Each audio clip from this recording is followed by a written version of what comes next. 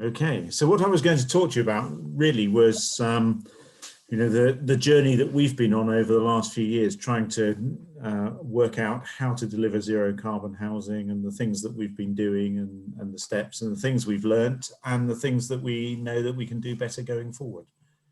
And the reason that we're doing this really is because of the climate change agenda, and the fact that we need to act quickly in order to mitigate the worst effects.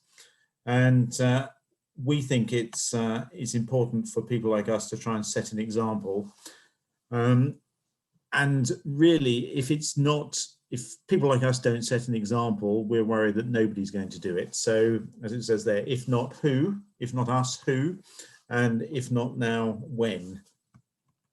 And we do need the help of people like yourselves. So I will explain some of the things that we can maybe talk about getting you involved with later on.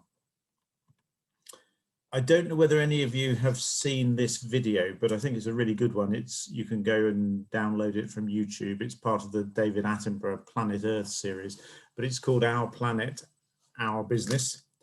And it is very much about what businesses can do. And it starts off by setting the scene and then talking about some of the problems that the planet has got, and some of the exciting initiatives that are going on, and how we might change to make things better in the future. So if you haven't seen this, I would encourage you to look at it. And it really does set out how businesses can work together to tackle climate change. And I'm actually quite optimistic that we're seeing more and more businesses, and particularly the financial sector, with now a very strong ESG policy, really starting to get to grips with this. And as a small business, we think we can set targets that really stretch us, and it's better to set a target that's stretching even if we fail to hit it, rather than do what a lot of people do and set mediocre targets to make sure that they can achieve them. And I think innovative businesses like us can do some quite impressive things, and there's a big gap between the sort of things that we can do and what average people are doing. So we see our role really as there to disrupt things and create change if we possibly can. And you're probably aware that other businesses are now beginning to look at the carbon agenda as well. And there's some pretty impressive targets set. People like Microsoft, who are saying that they're not just going to be carbon zero or carbon negative, but they're actually going to put plans in place to reabsorb all the carbon that they've ever emitted since the business was set up in the 1970s. And these are quite ambitious targets. So I thought I'd start by telling you a little bit about my background. I did a degree in physics in the 1980s, but I found myself working on building sites during the university holidays, and I thought building was a lot more fun than physics. So I ended up becoming a builder rather than a physicist. And I was really lucky that a lot of the buildings I worked on were pre-1900, and I had to learn a lot about traditional building materials and techniques. And these are some of the buildings that I've worked on over the years.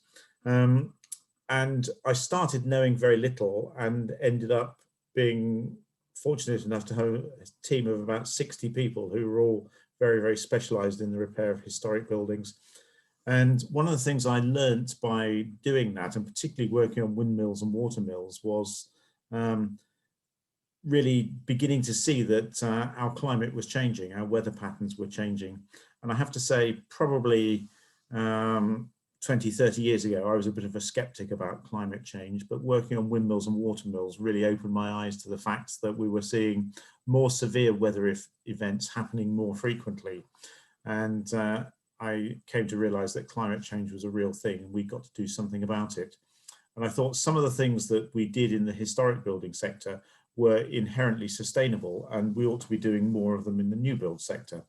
And that's really how my journey started with historic buildings and started to move into eco buildings. But along the way, because we were working on old buildings, we worked with things like lime render and lime mortars and plasters. And I think it was probably about 1995, I got a call from somebody in Wales who was building a straw bale building, and they wanted to render it with lime render. And we ended up going down to Wales and rendering this straw bale house. And this was my first introduction to straw bale building. I think it was about 1995, 1996. And this is a really poor image that I managed to find on the internet. But it's particularly relevant because in the 25 years since I did that, as a species, we have doubled our CO2 emissions in those 25 years. So we've emitted as much CO2 in those 25 years as we had in all the centuries leading up to that. And that's quite frightening, the sort of scale at which we are accelerating emissions, despite the fact we need to be reducing them. So that was my first introduction to eco buildings. And I went away and did some more straw bale buildings after that, and really started putting that together with what we were doing with windmills and things. And that was my first introduction to eco buildings. But having decided that things like lime mortar had a role to play in new buildings, and that was because lime is strong enough to stick bricks and stones together, but it's actually weak enough that you can get the bricks and stones apart and reuse them in future buildings. So we set up a company called Lime Technology in 2002. And initially our agenda was to try and get lime mortar used in new buildings. And we won a project to supply all the lime mortar to the rebuilding of St Pancras Station, which was being converted to the Channel Tunnel rail link terminal at the time. And lots of other school buildings and university buildings. So the one on the right, top right here, is in Birmingham, sixth form college. Bottom left is Radley College, just outside Abingdon, and bottom right is the Oxford University Sports Club in Mansfield Road in Oxford. And we found that what started off as quite a hard sell, trying to persuade architects and builders to change what they were doing and use lime rather than cement, over a period of time started to get easier and easier. And we started looking for new challenges. And I came across an architect in Suffolk called Ralph Carpenter, who was mixing lime and hemp together and building buildings out of it.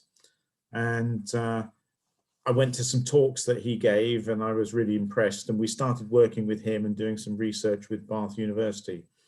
And over the last 17 years, I suppose, we've been involved in building about 300 houses out of lime and hemp, and about 50 non-domestic buildings. So these are some examples of affordable housing that were done in the period probably 2007 to 2010.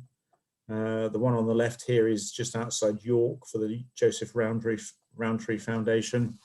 And the one on the right is in Suffolk. It was a scheme of 26 houses, I think.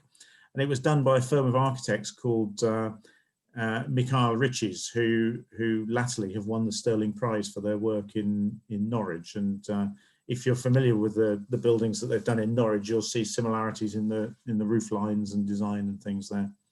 As well as doing... Ian, can I just interrupt with a question, please? Yep, sure. Thank you. Could you just give us a quick overview of the difference between lime mortar and render and conventional plaster and mortar using gypsum cement, and particularly the carbon ticket associated with them per tonne or whatever?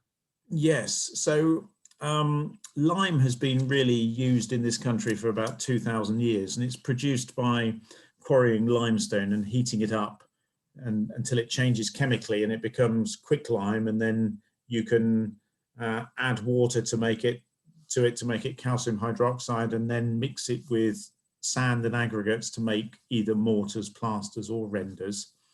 And it was brought here by the Romans about 2,000 years ago. And over the centuries, people have found that if you mix different things into lime, you can cause it to set harder or faster or stronger. And in the 18th century, there was a huge amount of research done, prompted by the need to build things like lighthouses. And there was a real acceleration in different mixtures for making mortars, plasters, and renders.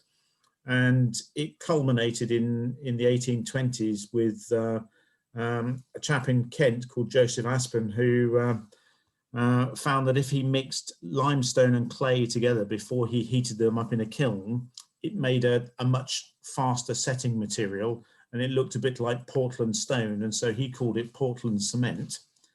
And in the 19th century, lime and Portland cement were actually quite similar. They had fairly similar properties, but over the last 200 years, cement has developed exponentially to be significantly harder and stronger and faster setting than lime. Actually, their carbon footprints these days are not that dissimilar. The problem with cement really is that it's produced in such vast quantities and it's used as the solution for everything all over the world that it's now one of the biggest polluters on the planet. And the other problem with cement is it's very much stronger than it needs to be. So when you build things out of it, you stick them together in such a way that you struggle to ever get them apart again. So the main advantage of lime versus cement in masonry is that lime is weak enough that you can actually get bricks apart. So we have a whole industry in second-hand bricks, which are quite desirable because they're old and they've got character, but they're only available because they were built in lime mortar in the first place.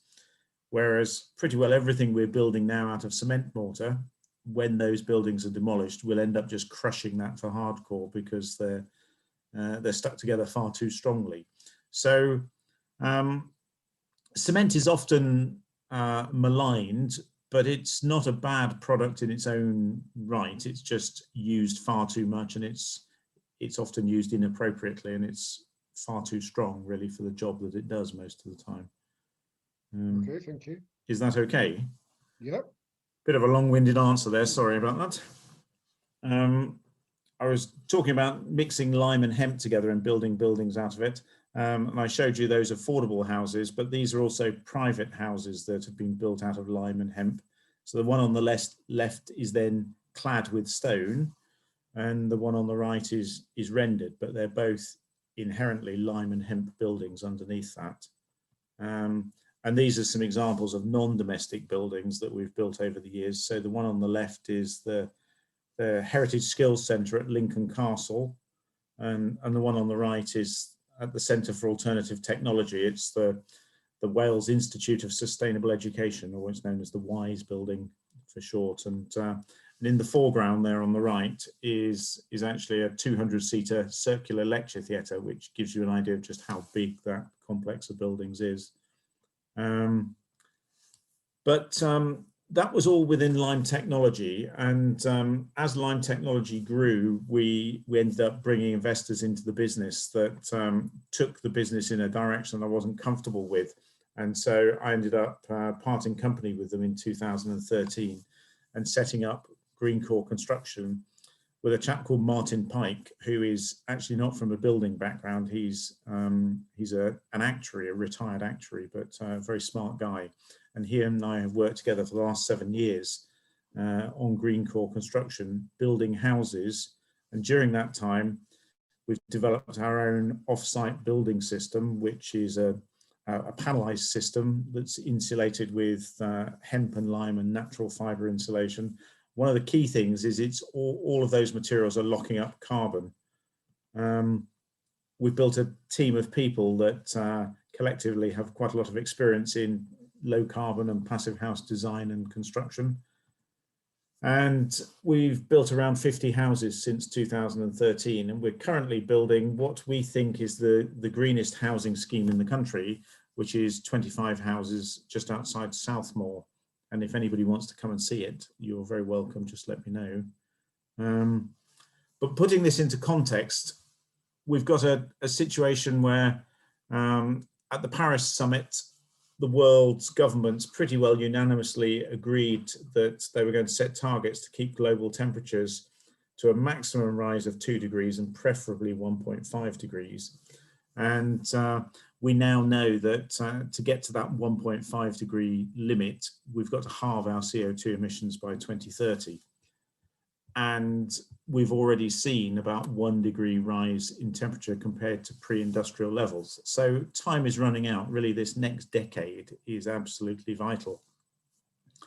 And we've seen all sorts of extreme weather events, heat waves, hottest temperature ever recorded in the UK not that long ago, massive bushfires in Australia, followed by severe flooding. So same sort of pattern of things. And it's not that surprising that if you look at the average temperature in Australia for the last 100 years, 2018 and 2019 are significantly above the average. And that means at those sort of temperatures, you've got a lot more energy in the atmosphere, which creates all of these extreme weather events. What we don't know at the moment is whether these are just blips or whether this is a trend. And this is more of a sort of things that we will see and experience in the future, and the sort of things that will come to this country as well. What you may not know is that just over 50% of the UK's CO2 emissions come from either the construction or use of buildings. So that's either building new buildings, or the energy from running the existing buildings that we've got, or the energy that's emitted from running the new buildings that we're building at the moment.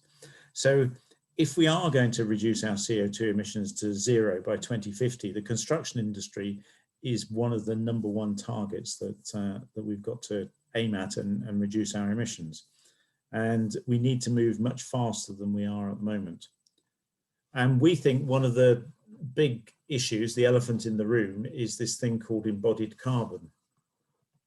So every time a new building is constructed, all of the materials that go into that building are quarried, extracted, transported, manufactured, processed, and delivered to a building site, and then incorporated in a building.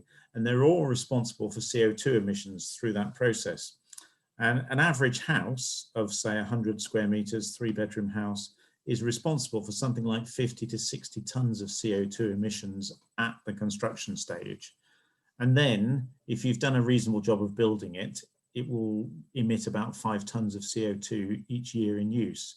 So building a new house now is still contributing to the problem. And by 2050, a new house built today will be responsible for about 200 tons of CO2. So we think it's absolutely ridiculous that we're trying to reduce emissions and get to zero by 2050, and yet we're still allowing people to build buildings that are contributing to the problem rather than trying to solve the problem. And the other thing is, all of this terminology about what is zero carbon is all incredibly confusing. The clearest definition is really the UK Green Building Council's definition, which gives a very good definition for zero carbon. But most people are talking about the emissions in use, the operational emissions, rather than all of the emissions associated with its construction, maintenance, and ultimate decommission. So we need to tackle all of those things, and particularly the embodied carbon as well as the operational emissions. And there's all sorts of talk about carbon capture and storage. In fact, all of the targets to hit 1.5 degrees maximum increase in temperature are all based on being able to have some sort of viable carbon capture and storage technology, but it doesn't really exist at scale and economically at the moment. But we are very fortunate that nature has a natural carbon capture and storage technology, which is called plants. Trees and plants all absorb carbon dioxide as they grow. They turn that carbon dioxide into cellulose. And if we use that cellulose for building, and we plant more trees and plants as we do so, we're actually capturing carbon and locking it up in buildings. So here we've got pictures of trees and hemp, and that's exactly what we build our houses out of. Most people, when they think about hemp, think it's all a little bit hippie because it is a relative of the marijuana plant. But actually what we're talking about is industrial hemp. And that is a serious industrial crop which is farmed at a reasonable scale and doesn't have any narcotic in it. And actually the hemp goes into all sorts of industries. It's been used in automotive for the last 20 years or so as a replacement for glass fiber. So if anybody's got a BMW, you'll find that all of your interior panels are natural bio-based fibers, very possibly hemp, flax, sisal. And the 5 Series BMW has used hemp panels for the last 20 years or so. Back in 2007, 2008, some of my colleagues worked with Lotus to build a prototype car where the whole body shell was built out of hemp instead of glass fiber. All of the interior was hemp and all of the seats were hemp. And it sounds a bit unusual, but Henry Ford was doing it back in the 1940s. If the Americans hadn't banned the growing of hemp, then probably the whole automotive industry would have gone to hemp many, many years ago. So we use that in our buildings, and bio-based materials are just a simple way of locking up CO2. And if you go through the maths and the chemistry of photosynthesis, you actually find that it takes 1.8 kilos of CO2 to make 1 kilo of cellulose, because the plant breaks down the CO2 molecule, the O2 goes back to the atmosphere, and the carbon gets locked up in the cellulose. So it's very, very simple. The more bio-based materials we can incorporate in our buildings, the more carbon we can lock up. And we've been doing this for a while now, and we can now quite comfortably build buildings that have zero embodied carbon and zero emissions in use as well. And we are reaching a point where trees are very, very important to the future of tackling climate change. There's a plan that was developed by, I think it was a Swiss university, where they worked out that if we planted 1 trillion trees worldwide, they would capture enough CO2 to be able to reverse climate change in a relatively short period of time. And they worked out there was enough land available without encroaching on building land and agricultural land. So there are people working on these things worldwide. Even President Trump signed up to that agenda. In Ethiopia, they managed to plant 350 million trees in a single day. So there are big initiatives going on worldwide. There's a good series of films on YouTube called Wood for the Trees by this chap called Tom Barnes, who's looking at how we reforest areas of Britain to supply the timber industry. And this is an article on the left-hand side from the New Scientist talking about the fact that we are now reaching the age of wood. And the image on the right-hand side is a skyscraper designed to go in downtown Chicago, entirely constructed of timber. We're seeing tall commercial office buildings built out of timber, cross-laminated timber. This is one in Australia. This is one in London at Elephant and Castle, I think it is. And this is a timber skyscraper planned for London as well. Now, this timber multi-story building agenda has been derailed to a certain extent by what happened with Grenfell, although the reasons for Grenfell are really nothing to do with timber. They're to do with modern synthetic insulation materials that give off toxic gases when they burn. But it has put a bit of a damper on buildings over 18 meters high being constructed of timber. Most of the things we build are low rise, they're not over 18 meters high, and we build things out of timber and hemp and have done for many years, all different shapes and sizes. And they can have pretty well any sort of external finish you want, although we find external finishes such as render, timber cladding and zinc and things suit them much better because they're relatively thin, and we want our walls to be thick with as much insulation as possible, not having layers of brick and stone on the outside of them. We also work within a framework called One Planet Living, which is a framework developed by a charity called Bioregional. I'm sure some of you are familiar with them. And it's a very simple premise where they have developed this idea, a vision of the world where everyone everywhere enjoys happy, healthy lives within the limits of the planet.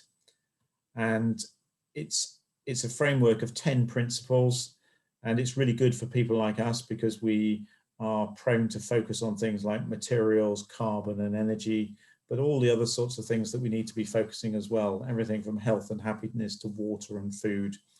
And we've done 2 projects now that are both One Planet Living certified projects. I'll skip over that one actually. Their methodology really looks at the number of hectares of land there are available, productive land worldwide, and the number of people. And it comes down to the fact that our fair share of this is 1.6 global hectares per person. So we all need to learn to be able to live within our fair share of these resources. So a family of 2 people need to be able to live on 3.2 global hectares of land. And that's being able to do everything within that space. And Europe at the moment is living at a rate of about 3 planets, and North America about 6 planets. So we've got some way to go, because we are currently consuming resources faster than the planet can regenerate them.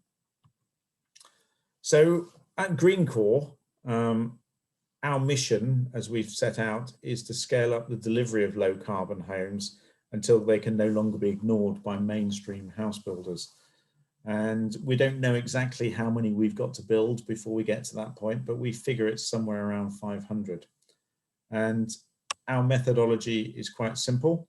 Lock it using bio-based materials to lock up carbon as we build. So the choices that we make when we design our houses are not just about what they're going to look like, but it's about what their carbon footprint is going to be, what their thermal performance is, and their comfort levels as well. And so the first project that we did that was certified as a One Planet Living project was at Longcott near Farringdon, and 15 houses, of which 6 are affordable and 9 are open market houses. Each of these houses has got a 0 carbon footprint. They're all built in accordance with the Passive House principles to deliver Passive House levels of thermal performance. And this was given One Planet Living national leadership status.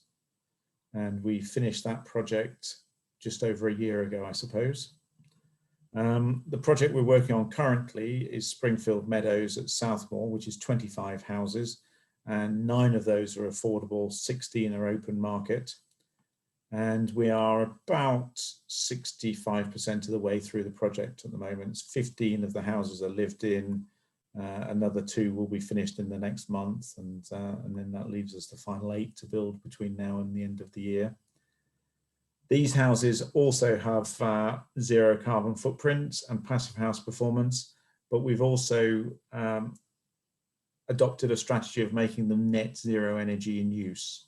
So we've calculated what the energy use should be for heating, hot water, all of the regulated energy use, and an estimate of what the unregulated energy use will be. And we've made sure they've got enough photovoltaic panels on the roof to generate that amount of energy each year, which is how we achieve net 0 energy in use.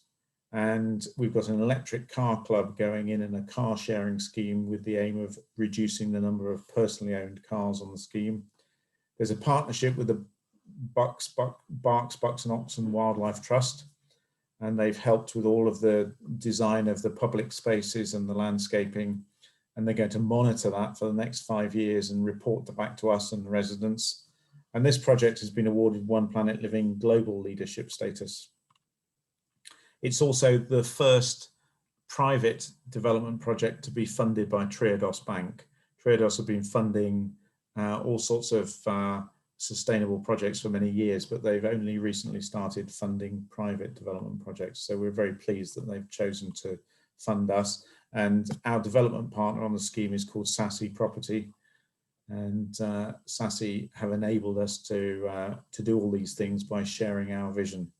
And the formula that I've put there as a secret formula, but in fact I'm sharing it as much as possible, is incredibly simple. Bio-based materials to lock up carbon, Passive House thermal performance, which comes from high levels of insulation, designing out thermal bridges, excellent levels of air tightness. And the 2 guys on the right there are 2 of our air tightness champions. They are Romanian, and they used to weld and build submarines in Romania, so they're used to making things watertight, and they've taken those skills into air tightness in building. And then we've got triple glazed timber windows and heat recovery ventilation. All of the services in the building are electric, so there's no gas, and then we're using PVs to generate the electricity and batteries to store the electricity. A lot of people say that it's far too expensive to build in this way. We don't find it is more expensive, but the established wisdom is that it's about 5% more expensive. I don't think that will last forever. As I say, we reckon we can build at the same sort of prices as other people of our size and experience. But when you look at the value chain, only about 40% of the cost of a new house is its construction cost.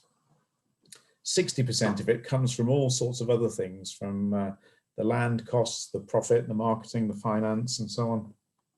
So there are lots of places we can look at to make savings, and particularly this thing called Section 106 or SIL, Community Infrastructure Levy. I'm trying to persuade local authorities that this ought to be variable, a little bit like the car tax on electric cars. If you want to encourage people to use electric cars, then they don't pay road tax. If we want people to be encouraged to build zero carbon houses, then they should have a lower SIL, and we should put up the cost for ordinary houses. And over a period of time, that would start to tip the playing field, not just level it, but tip it in favour of zero carbon construction. During 2019, we were really impressed with the change that was happening, the move towards environmental awareness, largely led by people like David Attenborough and Greta Thunberg. I'm not a particularly political person, but I went on my first march through Oxford as part of the climate strikes in September 2009. And a number of the talks I went to kept talking about this idea of do the best you can until you know better. Then when you know better, do better. And I think that's a great way to run our lives, our businesses, and so on. Throughout the last few years, we have learned that in learning how to do what we do, we also know how to do it better. So we are looking at how we can scale up what we do to do 500 zero carbon houses across Oxfordshire. And we don't just want them to be zero carbon, we want them to be better than zero carbon. And in learning how to build zero carbon houses, we actually know that we can lock up more carbon than they emit, we can generate more energy than they use. And so we've coined this phrase climate positive, because we want our houses to have, we don't just want to minimize the negative impact on the environment, we want to create a positive impact on the environment. So if all of the houses that we build lock up more carbon than they emit, generate more energy than they use, increase wildlife and biodiversity, and then act as a catalyst for other good things like local food, green transport, and that sort of thing. And we know that we can work with local community energy schemes to have things like ground-mounted PVs alongside new housing schemes. So they're not just making our houses zero carbon. We reckon we can generate enough energy that some of the neighbouring villages can be net zero energy as well. So this is our vision, to do 500 minimum zero carbon climate positive houses by 2025. And we're going to be bringing forward a small number of sites in Oxfordshire that we hope will be exemplars. And this is where you can help. We're looking to work with landowners who want to leave a legacy. We're looking to work with impact investors who want to not just get a return on their money, but want to see a positive impact as well. And we know that to do this, we've got to adopt some different models. So some of the schemes we're doing will have custom build and self-build housing on them as well. They'll have higher levels of affordable housing, and they'll also have private rental houses, because the economics of private rental are all about whole life cost rather than just lowest construction cost. So all of these things fit into scaling up things and doing them more environmentally. We're also looking to build a green business park in Oxfordshire. Oxfordshire is a very exciting place to be operating. All of the local authorities in Oxfordshire have now signed up with Bioregional to make Oxfordshire the first one planet county in the world. And we're very excited and fortunate to live and work in Oxfordshire. So these are some buildings that we've been involved in building out of hemp over the last 15 years. And I would love to see a whole business park of climate positive, zero carbon commercial buildings that attract other like-minded businesses to the area as well. So Oxfordshire really starts to become the centre of sustainable construction and sustainable living across the whole country. Ian, can I just ask you, have you got any potential sites for a business park? I think we have, yes. Although always keen to know if there might be alternatives. Oh, I don't know of any. I was just interested. And my daughter's asking, is that M&S in Didcot or somewhere else? No, that's M&S at Cheshire Oaks up in Ellesmere Port. So that's the largest M&S outside Oxford Street. and it's all built out of hemp panels that we manufactured and erected for them. Unfortunately, M&S don't build many buildings. They tend to rent them from other people, but this is one that they actually built themselves. So it's a pretty groundbreaking store, and it only uses 40% of the heating energy that it was predicted to use when it was designed. So it's been a great success story. So one of the problems is that most land for building is controlled by the major house builders, and the general public don't really understand enough to know good building from bad. And so there is an acceptance of poor building standards, and we need lots of changes. We think energy should be monitored on new buildings. At national government level, we're lobbying for no stamp duty on passive houses, because I think that would also help to tip the playing field as well. And I'm going to skip over that one. So these are the sort of things that we're doing, and we want to work with other people in the local area to try and spread the word and facilitate some of these things. So at the moment, the sort of area that we're looking at is very much focused on the corridor, I suppose, from Oxford to Swindon along the A420 seems to be where we're doing most things and where most of the projects that we've got in our pipeline. And I think that could become the sort of centre of the green economy for Oxfordshire over the next 5 to 10 years. And obviously Wantage is not far off that, is it? It's you're right in the thick of things.